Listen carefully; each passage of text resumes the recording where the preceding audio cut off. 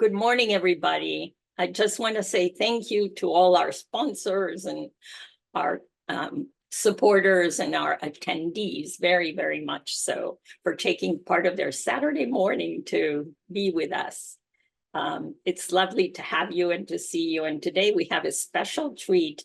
I just want to say that Jordan cannot be with us today because his aunt died in Lake Tahoe.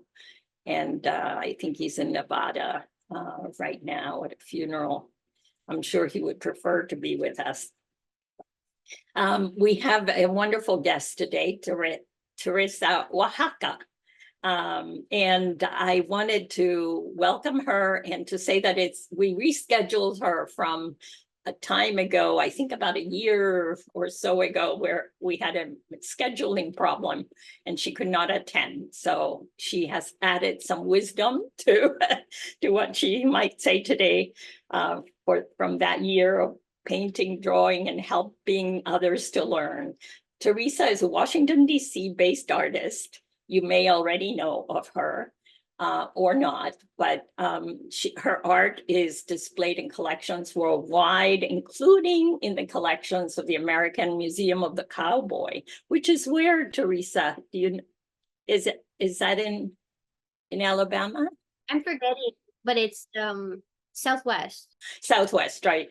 And the Portrait Society of America, to just name a few. She studied in various locations and with various people, including studies in Florence and an apprenticeship with Odd Nerdrum, who is a coveted teacher, looked after. And she does a mixture of portrait commissions or portrait depictions in still life groupings, which I greatly admire. Her art is just beautiful and large, and you kind of are absorbed into it. She uses her still life setups and paints mostly from life, is my understanding, inspired by the old masters and Victorian and Baroque aesthetics. She will give us a sense of her work, maybe a little peek at her studio, and she's open for questions. So we'll let her go ahead and start a small presentation that she has kindly prepared for us. Welcome, Teresa. Thank you. Thanks for the kind introduction. And I'll start by just sharing some of my artwork with everyone. That way it'll make more sense what I'm going to do. So yeah, I do a lot of oil paintings, and they're sort of like you say, still life, nature inspired. I've been doing a lot of much more birds and flowers recently. So these are just some finished pieces. A lot of my paintings take a long time. They can take almost a year to finish, from the conception to the ending. And so I feel like I'm always like a year behind showing my finished work because of that reason. So I have like dozens going on at the same time. And then there's one of the reasons it takes so long is that I usually wait about 6 months to varnish, and then I have to frame and get them professionally photographed. So this is probably the most recent one. And this is sort of what I'm going to show you today. So I've been doing a lot of paintings with almost like a idealized classical figure. I did go to school in Florence, Italy. That was sort of my college years, and I was surrounded by Renaissance and Baroque painting and classical art. And, we studied realism, which was more like, if I go, very far down, almost like a photorealism. I think we're all kind of familiar with that. So getting likenesses and getting like kind of all the scratches and bumps and everything. We literally painted plaster casts of old master sculptures, but we'd even get the scratches in the cast, which wasn't something they used to stress in century. So it was definitely like realism with a 20th century focus, which I did very well, and I can still do, but I kind of got a little tired of it, just because it's like once you can get you get a little almost bored. So as you see, I start to push the boundary of the composition, and I make stories sort of with it. I do like to work quite large, so everything's life size. So some of the paintings can be, 8 feet tall, but usually I kind of stick around like 60 by 40 inches. It's a size that fits in the back of my car really well. And anything bigger has to have like a good reason. So I did a lot of big paintings, and then I was like, okay, this is gonna difficult to store and ship and sell and transport. Um, I said transport twice there. Like it really is hard, shipping, transporting.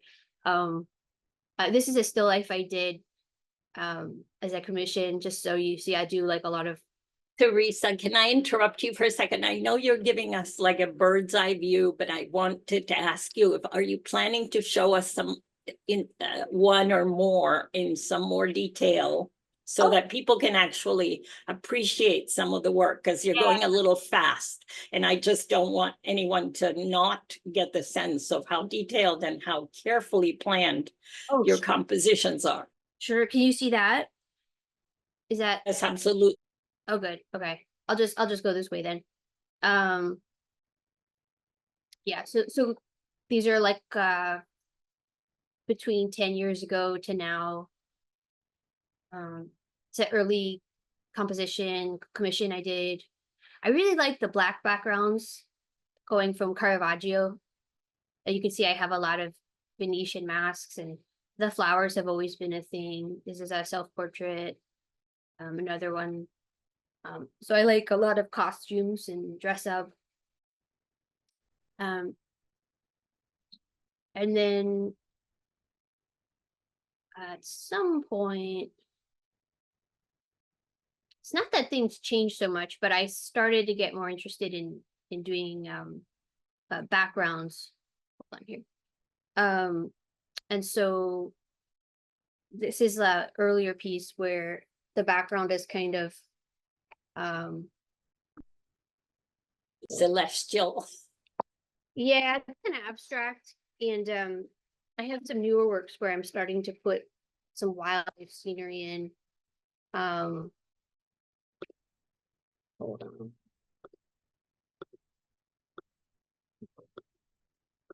Still going a little fast, and I think I want people to be able to appreciate Oh, the art. sorry. Sorry. Oh, yeah. So sometimes I would play with the lost and found and finished and unfinished. So like from a distance it looks quite finished, but up close there was some unfinished, and it was like kind of intentional. And then other things I'll just do a little more finished, I guess. Yeah, I'm not trying to go fast. I'm trying to get back to the top. There's just so many paintings. Yeah, there's just so many paintings to go through. I don't think there'll be time. So, yeah, I'll just start from like here and go back.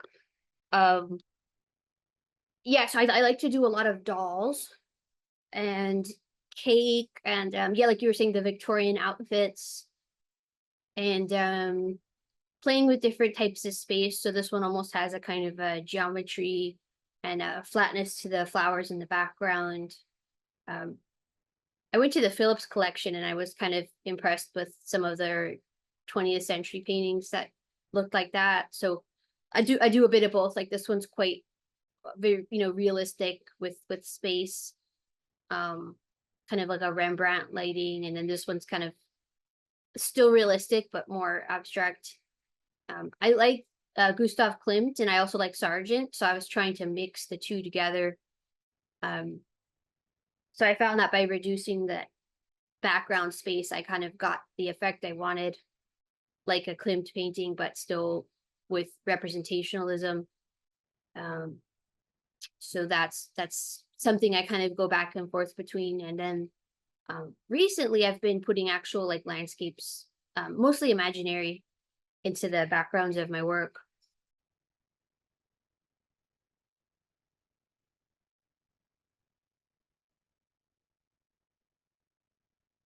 Some are done a little quicker than others.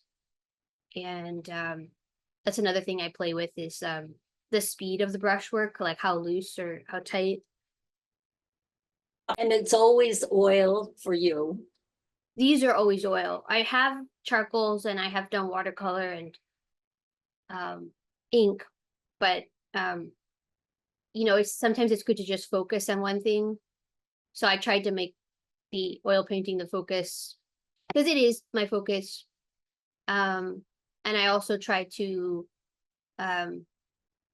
hide the charcoals and the other things just so because people get confused. Not you guys, but a lot of people get confused. It's like we all wear many hats in life, but for some reason people want to pigeonhole you as like you do this one thing. So it's sound business advice to put forth the thing you're trying to sell or you're making your career off of, basically, is what I would say. Anyway, this is another one. I have a love of framing, so these have got custom frames I've done. And do you construct them or you have someone construct them and then you paint them? How is that? I work with my dad to do it, but I design and paint them. Yeah. They're amazing. You. This is one that's got a more conventional frame. I like to photograph. Wait, what is the painting here? Is it a painting in front of another painting or is it a painting inside another painting? It's one in front of another one. So there's a doll holding a canvas up in front of another canvas. Got it. Yeah. So I do sell a lot of paintings just off my website and from my studio. So I do these kind of creative stage shots so people get a sense of the size. Otherwise they just look like they could be anything, prints, photos, so getting some materiality. So I was even trying to use the same two dolls to kind of create some consistency. Are the flowers always real or do you have some not so real ones and real ones as well?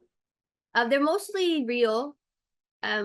Sometimes clothing will have paper flowers or fabric flowers, but the flowers I get, they're for the use of basically painting from later. So I'll buy them and I'll use them for a few things. And then, yeah, so I mean, I try to. Sometimes I'm kind of lazy and I buy them and nothing happens, and that's bad, but just so I have a bunch downstairs that I need to use today. But I was getting just so carried away with painting that I was like, I'll do it tomorrow, So today's day. Here's a close-up on a piece I did. This one was actually done during one of my online classes, and I finished it up, so I gave it a background. A little surrealism. It's got a washed up shark and a beach from Delaware that I went to. This one's actually a lot further along, but this is the beginnings of a painting I'm currently working on. And it's Whoa, the beginnings. It looks incredibly far along. Well, the figure's done, but the background's got a lot to do. So I've been. Can I ask you, when you do a still life setup and you put a person, for example, are you combining a model, a live model, and then sort of painting pieces of it more or less with the same lighting, even when the model is gone, for example? Can you tell us a little bit about how you set them up? Yeah. I like to set things up in real life, and I will often take some photographs because these types of setups aren't easy to do, and people get kind of stiff. They need to move. So I spent a lot of time painting from life, but I kind of felt like I was torturing the models. And, there's only so many hours of that you need, I think, until you can work from photographs. But when I teach, I mostly teach if I teach from life, I teach with live models. There's a lot of good models in the area who really do want the jobs, but they're usually few and far between. And then once you get out of that pool of people who want the job, most people don't want to pose. Um, and that usually includes people that you ask and family members. So yeah, right. So I think it's a good skill to be able to work from a bit of photos, a bit of imagination, a bit of everything. But mostly I set things up with a natural light, and that there's a lot of kind of color correcting, and there's definitely a bunch of referencing from many different references. So for example, this painting, it's a nude in the wilderness, and I took this is actually the Washington Monument's not here, but this is the tree in front of the Washington Monument that's kind of like old looking. I don't know if you guys know that one, and those are not cherry blossoms, they're magnolias. So there's a lot of magnolias pink, and then I included another magnolia and I just put it there. And I didn't have a nude person on the mall. That would have been bad. So sometimes you just have to, like, mix it up a bit. I mean, I know some people bring nudes out to like private creeks that they might own, or someone they know owns, and that's okay. Or they'll try to sneak. Maybe people have snuck some photos like that at Great Falls, I'm sure. I don't know, but it's just, there's so many ways, but you don't have to literally do that. You're painting on canvases that you stretch, or what's your painting's surface? This one is an aluminum panel with linen on it. It's small, so small things do very well with aluminum. And then this is also on aluminum with canvas mounted onto it. Do you mount it? May I ask you if you mount it, or do you have someone who mounts the linen on the canvas? Oh, no, I'm sorry, on the aluminum. Yeah, I buy them from someone who makes them. I've learned to do it, but I don't have all the equipment. Sure. Or the time. The way to cut the aluminum. I think that one intimidates me. Yeah, well, this one's on canvas. So for the larger ones, I tend to find canvas easier. I can just stretch it whenever I like it. And it's lighter. It's a little easier to transport if you need to roll it up for some reason to get it overseas. There are limits to the size of things you can ship, So can you tell us a little bit about how the dolls sequence, the interest in dolls started? Or well, you have to follow your interests in painting.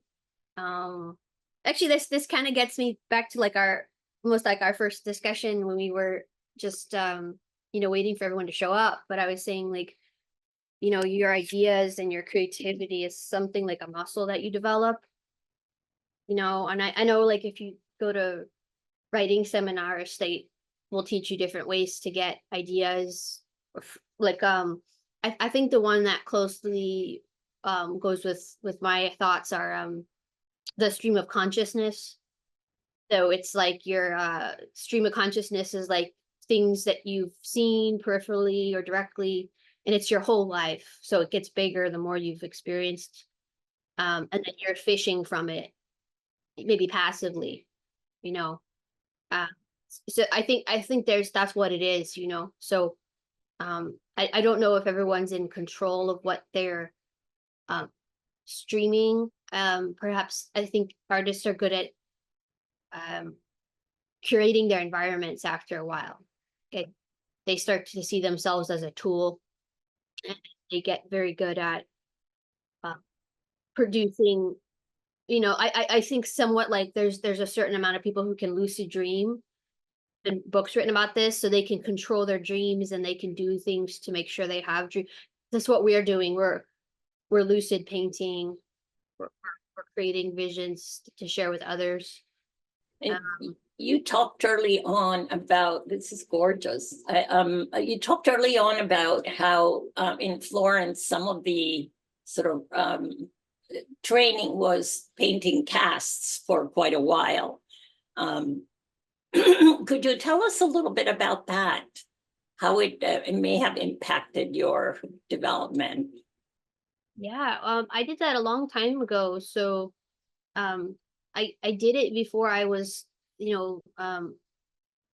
painting like this right here. Um I think I started it when I was about 17, and I think I was done with them when I was 19.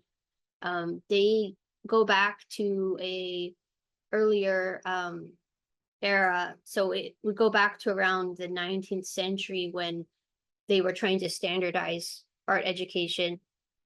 And they did something they called lithography back in the day. Um, and they would make copies of famous sculptures and paintings. Um, and from that, um, they would basically have students copy the casts. And the idea was that you would be learning classical ideals.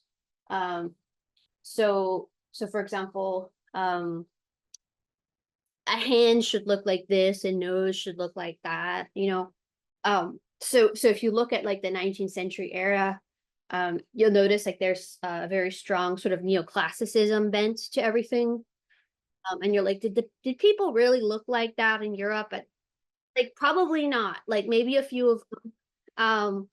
But it's possible that they were kind of combining, ancient Greek and Roman, and then Renaissance sculpture. Aesthetic, Right. right? Yeah. So Yeah. it's that's what it was for. Um, Supposedly it was, because, why not just go see the originals or the real cast? It was supposed to train children. Um, so children from like what we would consider elementary school, maybe up to middle school. Um, and then it was also meant to train women who were not given the same educational opportunities. So they would not have been allowed to go to art school. Um, but but let's say that they came from a middle class family or up, they would be given a drawing tutor, and that's how they would learn. And the casts were there for like, they would have limited freedom, but they couldn't go out of the house and see these things maybe as much as men. But um, it would be delivered to them through lithography. It's for children, but it developed into this sort of experimental teaching system in the 20th century that most people know it as now, which is what I was talking about, where you're like kind of copying them in a weird way. Yes. Would you recommend, or do you think that, have you used it in your teaching? I am sorry, I forgot to say how much you teach. It's in your website, and you teach online and at the Students League in Virginia and so many other places, so in all around the world. So could you tell us a little bit about whether you would use that in your teaching? I've never used it in my teaching. I've noticed a lot of people have learned to paint without it.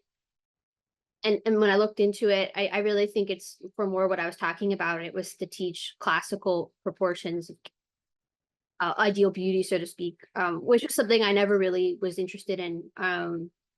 Probably a little more now, but I'm kind of my own version. Um, so, um, but a lot of people like it. I would encourage people, if they wanted to learn it, to get the Charles Barg drawing book. The Barg drawing book has a lot of them, a lot of the lithographs, and you can just kind of do your own copy. And that's kind of what it was meant for, I think. Um, but when I teach, I mostly just I teach a kind of more personal method that I've kind of developed from a lot of years, and so I'm not sure. Like, I'm sure I got something from the casts. I think the thing that most people get today is what you would call a sense of plastic form. So three-dimensional mastery. So no matter what you're painting, if you're trying to get something in that kind of classical style, it has to look round.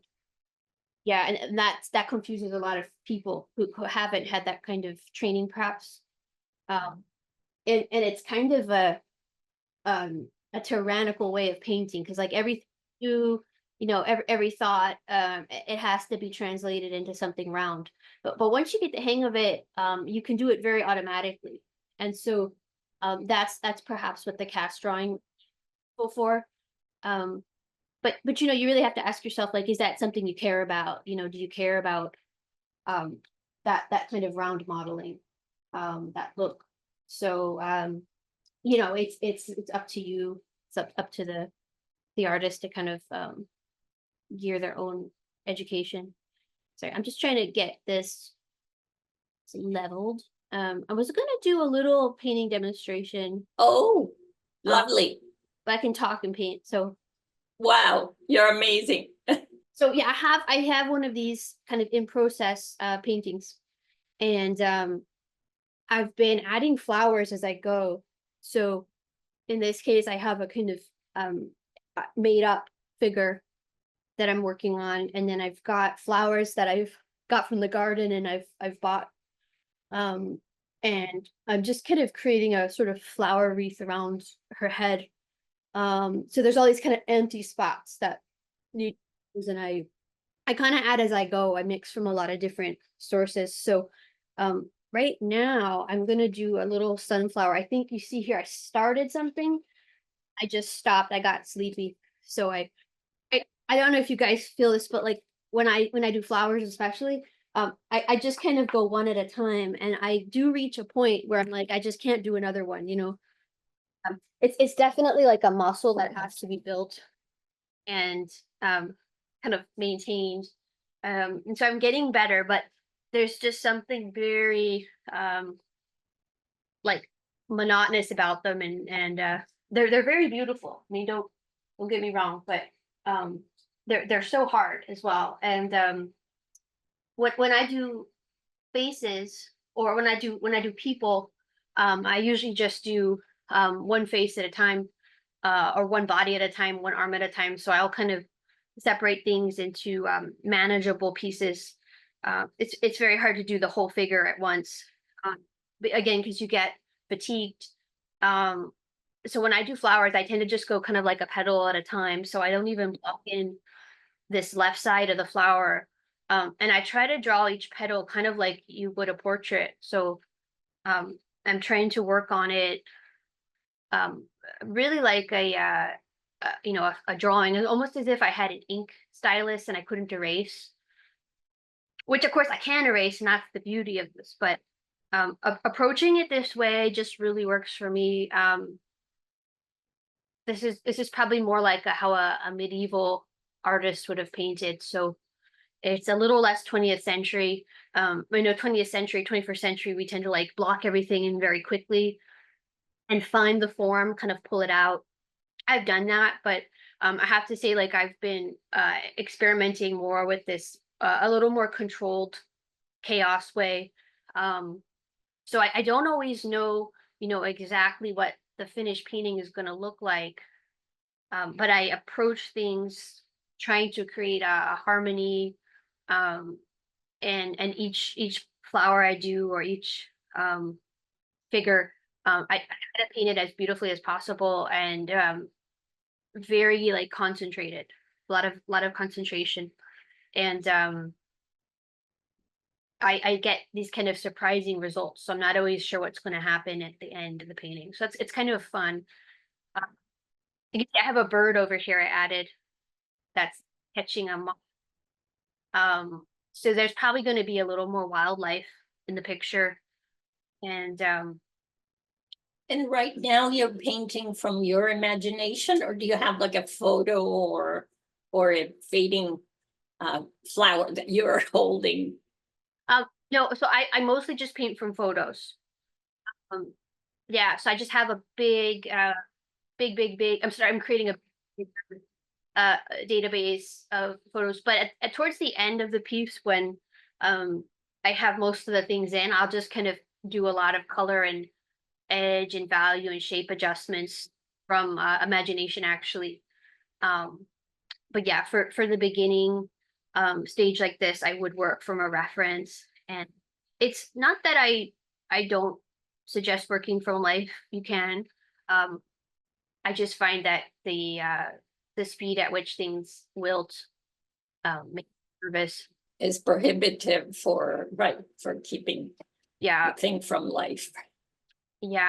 I don't work super fast, right? So a lot of things go out of season by the time I'm kind of done. But you see there, I just did like one petal, so it can go quite quick. I'm gonna do a I'm gonna do one that's a bit kinked with like an overlap. So I'm gonna draw it first and then kind of go like that. I'm mostly using a lot of cadmium yellows, and then I've got some transparent oxide red and yellow. So I kind of know my palette ahead of time. And the more of these I do, yeah, I just start to build up kind of a sense of like what colors can do and what the best approach is.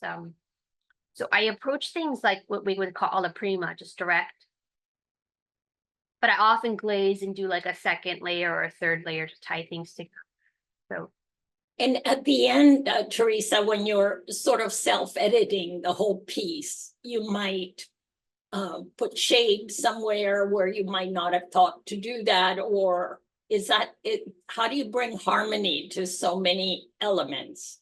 yeah, exactly. That's where the imagination has to come in, right? Mm. Um, And your experience, of course, right? yeah, but by observing things in real life a lot, maybe like light effects, certain phenomena like that, that you might not be able to recreate in the studio, but you're trying to, that can help me come up with like, say, the background color that I might be using, things like that. And sometimes might you leave something flat, like you mentioned before, to sort of play with that 3D, 2D rendition, or not? Yeah, you can. I think for this one, I'm going to do a background though. Like a darker one? Yeah, no, Oh, I might put like a forest in. Um, like a detailed background. yeah, I'm thinking either like a cloudy sky or a forest. Um, I've got two figures actually, and they're both gonna have flower wreaths. Then I have a number of like swan, peacock references that I could maybe have their heads coming up in the middle. So I've been thinking about that. But I could also just abstract the background. I was thinking that might work because I think by the time she gets her flower wreath in, which might be tomorrow, I've been saving her head for my painting demonstration tomorrow. So I have to take a bunch of rose reference photos for class tomorrow Oh, in the students, and then I'll show them that here. There's really going to be like this much background space. okay. Very little. So it might be Very hard to abstract it, but I don't know. Like I like to just kind of keep it a little open. So you do a kind of temporary background like you did right now, to sort of as a holder. Yeah. Yeah. That makes a lot of sense. But most things I'm intending to sit outside, outdoor settings. So I go after that kind of Wow. what would you call I go after this daylight imitating effect.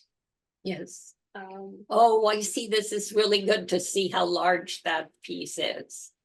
Wow. not super big, but sorry, Yeah. backwards. And wow, So that's beautiful. And you told me tomorrow you're teaching a roses class, right? Is that why said you're reserving for tomorrow? yeah, it's also it's good to do things in sections too. But so now that I know what she looks like on the right, more or less, she's taken shape quite fast, like since a week ago, practically. So this is only like a week old painting. So now I can balance the colors in the other one better. So I could go for like, I went and I bought a bunch of cabaret roses, which are like they're pink, yellow, and a bit of orange. They're like They're called cabaret. they're called cabaret. And then I bought a bunch just pale pink ones, like monochrome. So it could be a situation where one side is multicolor and one side is more just like pink roses, sort of a monoculture. So that is an option, you know, or make them really similar with the same flowers. And yeah, and then one more thing I wanted to show that I've been doing, and this is also more recent.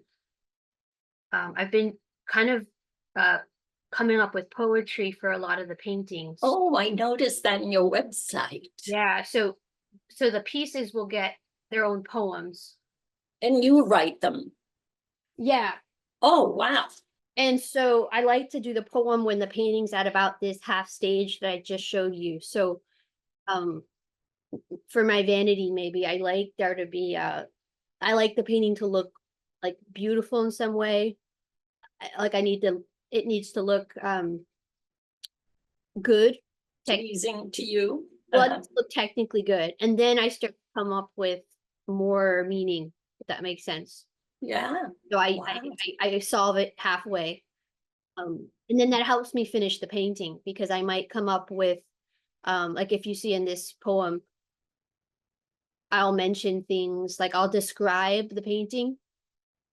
And then I might come up with a object or a creature that fits the painting but it's not in the painting. And then I'll be like, that's what I need to do. You know, so I've been enjoying doing that. Sometimes I'll do the poem like almost after I finish. This is the only one I didn't come up with. It's just the Emily Dickinson poem, but I was reading some Emily Dickinson and I thought, well, that's so good, I don't need to make anything up. You know, I'll just use hers. But then it'll give me an idea for maybe a future painting. So maybe I'll go a little Emily Dickinson with this current piece, since it's so similar. It's basically Flower Maidens. So you sort of set up a synesthesia with the voice of the poem and the visual of the of your and how do you display it then? Do you attach the poem, say, to the back or to the mostly I've just had them on the website. When I have those, I'll have them printed on the wall. Right. Oh, I see. Right. That makes like perfect sense. Price, dimension, medium kind of thing you see usually. Yes. What a lovely challenge. Yeah, and I also did a video. So I have two movies where I narrated poetry over a music video. So you see, is it maybe I have one. Okay, I have one here. I can show maybe the beginning. It's like 20 minutes. It's too long to show the whole thing. But we can then access it in your website, correct? So the plan is to do movies. So it's a way to document the art before I sell it or when I'm working on it, which gives it more provenance. And I film things that can be used as references for future paintings. So it's a generative cycle, like it's a renewing cycle. So like, can I open it up to questions? Because I think there would be a lot. Yeah. Of people, if you'd like to unmute yourself and ask a question, please feel free, or you can put it in the chat and I'll read it for her, for Teresa. This is beautiful. Yeah, so you're doing the filming, Teresa. Yeah, there's an apple theme. So they were these hedge apples in the woods, and then I put them in a painting, and then I saw them in a stained glass. So like I make a painting with the hedge apple. So it's just like and then I'll probably use them for more paintings, you know. Yeah, I figure I'll just leave it on while you guys talk, because it's imagery, yeah. So feel free to pop in and ask any questions. But it's really exciting, and my main concern is like I just don't have enough time to paint all my ideas. And so it's a balance between like filming these videos is really fun. It's almost like my day off, but it takes a lot of time to like dress up and go out and camera gear, like go with a friend. The editing can take a few days. So it's like I'm a painter, so I can't do this all the time.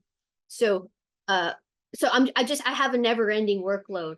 I'm like I'm Yeah, you're not lacking for ideas. My yeah, God, do I you have a collect? question. I have a do you- question. Yes, go ahead. Please, In Rita. the beginning, I thought you said some of your paintings take like a year. yeah, like this one And is then you showed us the painting that you're doing in the class and you said it's a week old. yeah, How do those, great, great. Yeah. Well, the one on the screen definitely took like a year. That's gone now. Well, so the bigger ones are harder. That's one reason. Like the small one, like this bird here, is maybe like 3 days, 4 days. But you have to count preparing the canvas, or the panel. You have to count like the reference photo taking, or the finding of the materials, or the reference if you're outdoors or whatever you're painting a model. Like that takes time to source reference if you do it yourself. Then you have to count the kind of tweaks and like the finishing, and then the so it's not like you're working a whole year, but it's taking you a year to finish because you have to dry between layers. If I'm working on many paintings, I have to just rotate. So you're not working every day on one painting. You're putting it away for a couple weeks, and then coming back to it for a few days and putting it away for a couple weeks. But you can see here, like in the video, that the paintings are big, and then there's a lot of objects, so that takes time. So you might, on a good day, finish a cake or like 3 flowers. That's like fast. Yeah. But luckily the painting on my easel that I'm showing you, I did it during class, partly. So that helps. So I did not the person, but I did some of the flowers in class, and then I have to finish it more so that it makes sense when I demonstrate it tomorrow. So like that propels me to not work on anything else. So that helps a little. Usually things like show deadlines, or if you have a commission deadline, like someone's already paying you, you're going to work on those things, and then that'll get it done. But the things that I just do for fun, like these paintings in front that I haven't sold yet, those will take as long as they can take for years, because there's no one's putting money down on them yet, and maybe there's no show coming up. So you just, it can just keep running on, and you keep coming up with new ideas for more things you can put inside them. So lately everything's been getting a bird or two, 3 or 4. So that'll add These are or 2. beautiful films. Oh, thank you. Yeah, it's really fun. It's kind of like if you guys ever read Anne of Green Gables, when she's in like the first book, it's like it feels like you're Anne of Green Gables and you're going out with your Edwardian friends and you're reenacting stories, but you have a camera, so you're filming, and then you're making art. So that's I do that. I don't do it a lot, but I do it. I usually do it in fall because the weather is permissive. Like now I would read. I tried to film at the beach in a big dress last summer, but I was like, it's the beach. And I quickly realized that was very dumb because I accidentally fell in the water. I was spinning around and I fell in the surf, and I couldn't get up because the dress was so heavy water. And I got like sucked back into the ocean, and I was like, oh no. And then luckily there was there was this that blew me forward. So it's not with girls. And then I like to film in Rock Creek Park and places like that. And there I've been lucky, but like there'll be like just a guy with a knife walking around, so it's dangerous, like so there's danger involved in all of it. So I don't do it a lot. And you have companions, I hope. Yeah, but what are we gonna do? We're like, You're not we're alone. in dresses, or I'm in a dress and they're not, but like, Yes. what are we gonna do? So it's always like there's always a little risk in a lot of the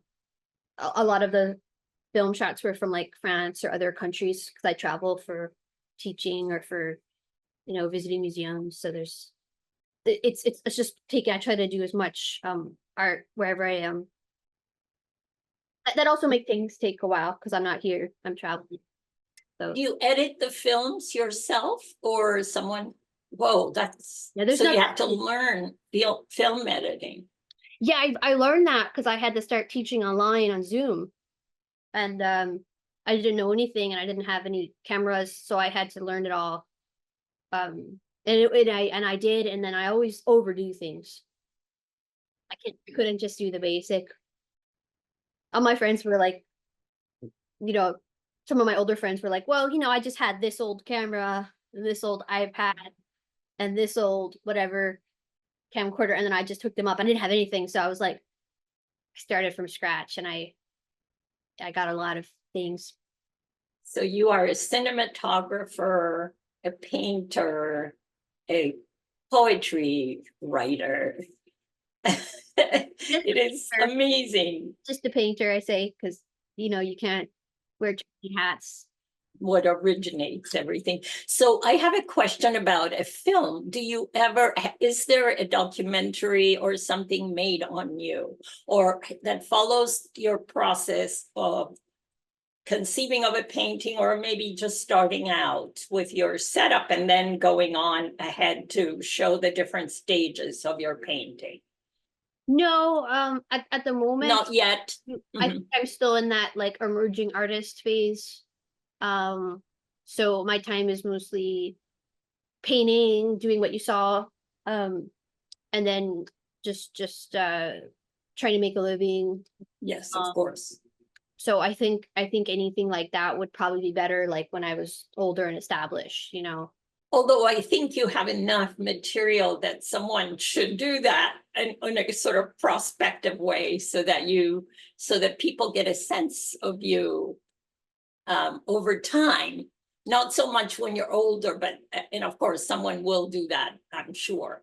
But to not necessarily that you have to do it, but like someone following a painting from beginning to end. Or yeah. Well, I mean, I have aside from what you've seen, I have a lot of hours of me film myself doing that. So I suppose if I wanted to, I could put something like that together, or I could hire or work with someone to use what I've done. I'm not giving you more homework. I was just wondering if someone had already done it or you, and so that we could see sort of the progression, because it's so fascinating. Yeah. Hard to capture everything. Yeah. I mean, I know that's a good idea. I do feel though that like that's something that it's more appropriate if you've had exhibitions like at the National Gallery, and like I think there's a time and place for that. Like I saw a really good documentary about Elaine de Kooning at the National American Museum of Art. I saw one on Francis Bacon. Like I think it's better for established, even deceased people. I think when you're in your productive, like you haven't had your whole career yet, you need to focus on making the art. That's what I think. Yeah, you're thinking more of a tribute or something like that. I was more thinking about this is how Teresa develops a painting at this stage in her life. Later on, it could be anything more, but I was just curious to see, because I could just see that being very interesting to people. Yeah, I guess I want to interest people with my art, Right. like the finished product. Absolutely. Yeah. Yes. That's fantastic. I know you can't probably move your setup, but can you show us a little bit with your finger, maybe, where different sections of your studio? Oh, because it looks like it's really big. Yeah, sure. Well, there's a staircase there. Yeah. That's a little That goes up or down. don't fall down. There's a whole the railing around it so you don't fall in. I see. Are you in an attic or are you in a not a basement, because I Converted see attic. windows? In an attic that you reformed or Yeah. wonderful. No, I mean, I have, actually, I'm at my easel here, Mhm. skylight over me, so that helps, Oh, right. mostly with zooming, because the cameras Oh, I see it now. I comes, see a little bit. yeah, and then I've got, another area I paint back there. And then sometimes I'll just lean paintings and just paint them Sure. like that. Get them to, It right. doesn't. And how large are the largest paintings you did? I think it's 9 feet tall, 9 feet wide. And Yeah. if you do a commission, Teresa, would people be sort of in a Victorian setting as well, or it's sort of up to the commissioner, I guess?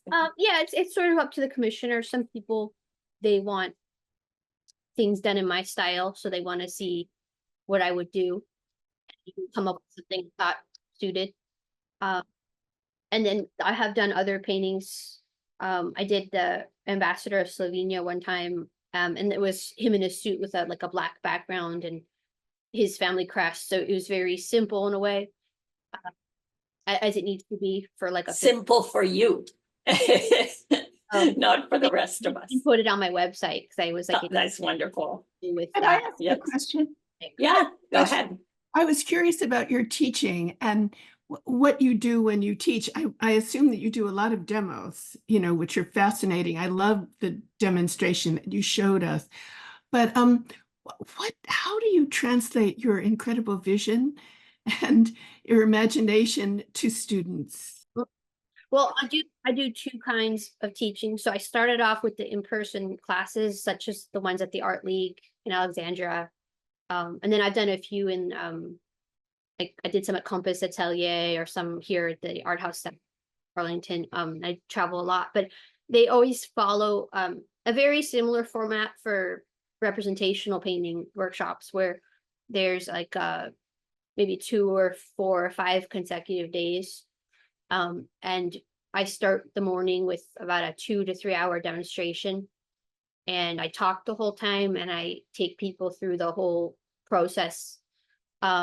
It's usually portrait, figure, or drawing, portrait and figure. So it's something like that. Still life too now.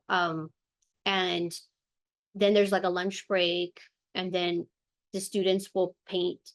And I usually give them more time than I use for the demo. So like maybe 4 hours, 3 to 4 hours. And then I'll just kind of circulate and give individual critiques. And during the whole time, there's a model, whether it's a life model or a costume portrait model or whatever, tables of flowers or still life. There's something I set up really well, and I explain the lighting setup. There's usually a materials list, so I explain all the materials. So I just explain everything, even the varnish.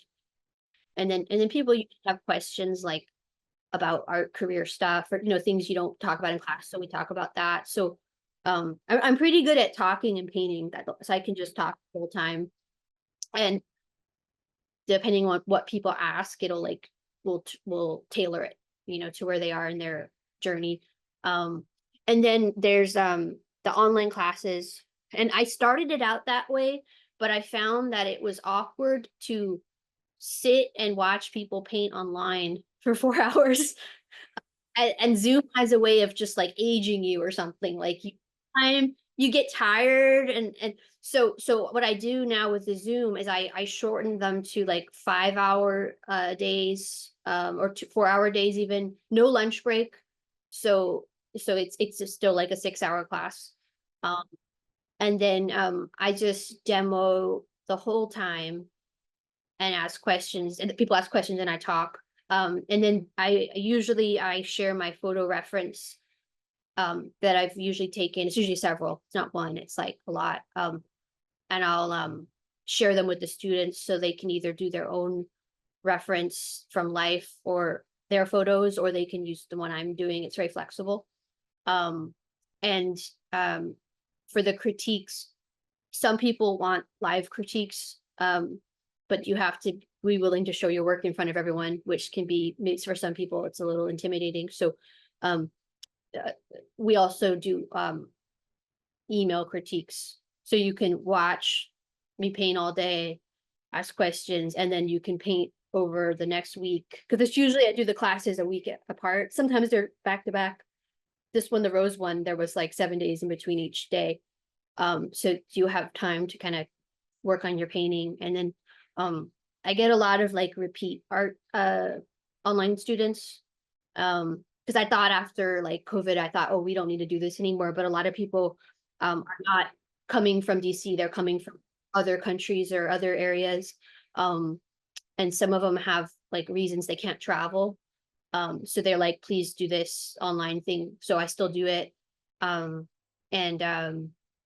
They don't even paint during class. Some of them do, but they like to watch, and then they show me things that they're just working on in general, and I'll critique that. So it's super flexible. There's less rules for the online ones. But I do a lot of demonstrating, and the demonstrating is pretty simple. I mean, I have this camera that can zoom pretty far in. I didn't show a super detail, but I can get like the whole eye taking up the whole screen, and then you could brush exactly what it's doing, and I can show the palette and explain all the colors and the materials and methods. And but yeah, I just found it was better to just demonstrate the whole time, because sometimes I'll screen share. We'll do some art history kind of stuff if something comes up. Yeah, so it's different from the in person, because it just doesn't work. Like, it's weird in person, and this is what most teachers do.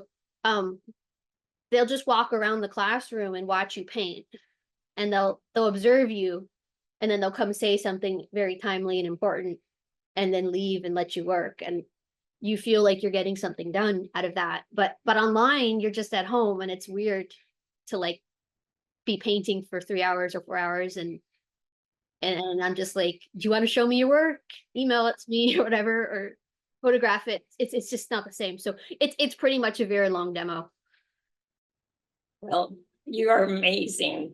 What a fountain of great information. And I hope we're beginning to have two things. We're beginning to have a sort of partial art residency at the Stone Tower. So I hope we can invite you. It's like a month of teaching a workshop or so, and then having your art display on the first floor of our Stone Tower. We have Ephraim Rubinstein coming in October, I believe, of this year. And we also have a group show that was just accepted for the Popcorn Gallery next year. So we'll be contacting you for that. Oh. We hope to have a selection of our ACO presenters in the show in the Popcorn Gallery, which we just learned of the acceptance of that proposal. So we thank you so much for today. It was wonderful to get a glimpse into your working mind, and we expect big things will happen with you, I'm sure. And it's so nice to get in on the ground floor a little bit at this stage with you. Thank you so much, Teresa. Are there any more questions? Let me just look through the chat to make sure I didn't. Is everyone here students of Jordan, or what's the connection? We're Jordan's and mine. And too. Yes, and we both teach at the Stone Tower. Yeah. And so we're just beginning this because it's really fun to select some people to help us teach. Yeah, And I'm happy to hear. I actually didn't know about the Stone Tower until recently. I knew about Yellow Barn because I have friends who teach there. yes. So it's connected, right? It's just Yes, physically, yes, but Yeah. we're a different entity since 2 years ago. yeah, that's really And after Jordan came back from Japan, Mhm. and when I joined him in the studio, and I was there while he was in Japan. And Oh, I'm sorry. I was gonna no, go ahead. big place. Do you have workshop, like visiting workshop? We don't have a big place. We have room for maybe 8 students in one area, although we can rent space elsewhere, and it is different than the Yellow Barn. And that's where you're now. This is Stone Tower behind you. There's a Stone Tower, exactly. They didn't used to allow any resident artists to teach other than in the Yellow Barn. And as of 2 years ago, 2.5 years ago, maybe, they allowed that, the park allowed that. Mhm, So now we're a different entity from the Yellow Barn. mhm, mhm. And so that's the explanation. Sorry if that's confusing, and I understand perfectly. I've sort of been following the Maryland art scene, Yes, not that far away, so yeah. excited So we, more going on there. yeah, I mean, there's all kinds of permutations and combinations, and we're always trying to apply for something or other, as you may know. And it's hard to make a living as an artist, of course, and all credit goes to you for what you've built around yourself. Good for you. And and we'll be in touch both for the show and for subsequent for teaching. And we'll see how often we can do that special workshop, because Jordan has to give up his showing area to allow the other artists to show for a month or so. But it gives, it gives an opportunity for our students and his collectors and even mine to see another artist who is wonderful and to get teaching from that artist. And so we love it. And we can be creative. Maybe some of your creativity rubs off on us too. I think everyone's creative. I mean, Yeah, of course. Mm. Yeah, and we don't always validate that in ourselves. I So- think it gets trained out of people. Yes, correct. You know how maybe in the early education system, Mhm. I think it Yeah. gets kind of rubbed out a little bit or surprised. Right. It's almost like, no, you can't be an artist because you know, Yeah. you're either good at math or science or something, and then you go a different route and you sort of forget. There's a good reason for that. I mean, I've been reading a lot of philosophy and like ancient kind of whatever fairy tales lately, and there's this, they call it Apollonian Dionysian dialectic, and they say most cultures and religions and philosophies understand it. And it's like the Apollo is like reason and STEM and math and science, and Dionysus is like obviously fine, but it's more about like nature and chaos and creativity. Yeah. And you Yeah, can't, almost like separate. right, and mankind for a reason is scared of nature and chaos and too much creativity, because it's destroys civilization if it's too much, but you need it. So I think we suppress it for a reason as we civilize children, but Although maybe we maybe we need to open it up. it's always an imbalance. That's the kind the takeaway though. So That's wonderful, Teresa. Thank you so much for today. It really was wonderful to get this glimpse from you. And we will have a recording probably in the next couple of days. It'll be uploaded to our YouTube channel. If you just do an ACO community YouTube channel, we have all the archives, and also on Jordan's website. mhm. I'm redoing my website, so mine doesn't have it at this point. But thank you to all of you. Thank you to the Maryland Arts Council. The Glen Echo Park has been amazing, helping us to get some donations through their nonprofit arm, so that it all goes to the ACO. Thank you so much. And we will be sending you a little check. Thank you. For your participation today and your time. Thank you again to everyone. Have a wonderful weekend. Bye. Bye. Thank you.